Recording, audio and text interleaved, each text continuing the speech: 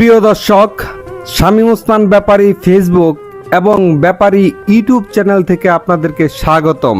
আজকে আলোচনা করব মনোহরদী অঞ্চলের সবচেয়ে বড় কলার বাজার, যেটি জমে প্রতি রবিবার।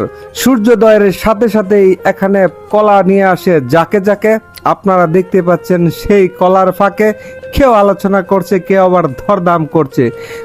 কলাময় যেন এই কলা বাজার, থরে থরে সাজানো আছে কলা, আনাচে কানাচে পড়ে আছে কলা। শনিবার বিকাল থেকে এই কলা বাজারটি শুরু হয়, আর সূর্যোদয়ের সাথে সাথে এর বেচা কেনার ধুম পড়ে যায় প্রতি রবিবার সকাল থেকে। সূর্যের তাপ যখন বৃদ্ধি পায়, এই কলা বাজারের তীব্রতা তত কমতে থাকে।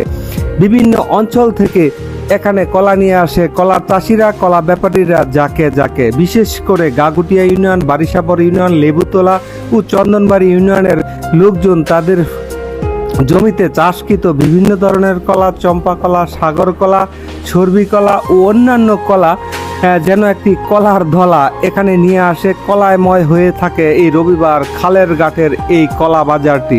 এই কলা বাজারটি অবস্থান হচ্ছে নরসিংদী জেলার মনোহরদী পৌরসভার চন্দনবাড়ি ইউনিয়নের শেষ প্রান্তে খালের ঘাট নামক স্থানে। এর পশ্চিম দিকে রয়েছে গাজীপুর জেলার কাপাসিয়া উপজেলার গাগুটি ইউনিয়নের খিরাটি অঞ্চল। এর মাঝখান দিয়ে বয়ে গিয়েছে পুরাতন ব্রহ্মপুত্র নদ। সেই পুরাতন ব্রহ্মপুত্র নদের তীরে যেন গড়ে উঠেছে এই কলার বাজার। কলার বাজারে ছুটে আসে দেশের বিভিন্ন প্রান্ত থেকে ব্যাপারীরা। এখান থেকে কলা বিভিন্ন দেশের বিভিন্ন প্রান্তে রপ্তানি করা হয়।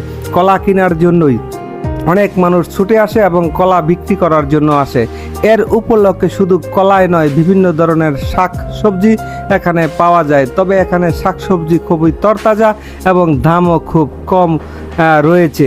যেহেতু কিছুক্ষণ ব্যাপী এই বাজারটি জমে খুব সকাল সকাল, এবং এখানে প্রচুর মাছও পাওয়া যায়। মাছের দামও একটু অন্যান্য বাজার থেকে কম রয়েছে বিভিন্ন ধরনের শুটকির দোকান। আপনারা দেখতে পাচ্ছেন সেই মাছের দোকানে মানুষের ভিড়। এই ভিড় ঠেলে কেউ কিনে দরদাম করে, আবার কেউ কিনে নির্দিষ্ট দামে, কেউ আবার ঘুরে ঘুরে শরীর থেকে ঘাম ঝরে এবং তার নির্দিষ্ট পণ্য ক্রয় করে থাকে। সকালবেলা এখানে শুধু কলার মেলা নয়, রয়েছে মানুষের মেলা। সকালবেলা যেহেতু এই বাজারটি খণ্ডকালীন বলা যায়, যেহেতু সপ্তাহে একদিন রবিবার সকাল সকাল এখানে জমে বিভিন্ন অঞ্চল থেকে মাছের ব্যাপারীরা এখানে মাছ নিয়ে আসে। বর্তমানে চাষের মাছই সবচেয়ে বেশি এখানে আসে। আশেপাশের নদী থেকে মাছ ধরা মাছও এখানে বিক্রি হয়, সেটা ভাগ্যের গুণে মাঝে মাঝে পাওয়া যায়। দেখতে পাচ্ছেন খুব সুস্বাদু চিংড়ি। প্রতিটি বাগার বন্ডকের দাম হচ্ছে 100 টাকা, যেটি দেশি চিংড়ি রয়েছে। এখানে বিভিন্ন ধরনের তরতাজা মাছও রয়েছে। দেখতে পাচ্ছেন চাষকৃত ট্যাংরা মাছ, যে মাছগুলো এখনো জীবন্ত এবং প্রাণবন্ত। এখানে শাকসবজি এবং অন্যান্য সবজিও পাওয়া যায় খুব কম মূল্যে।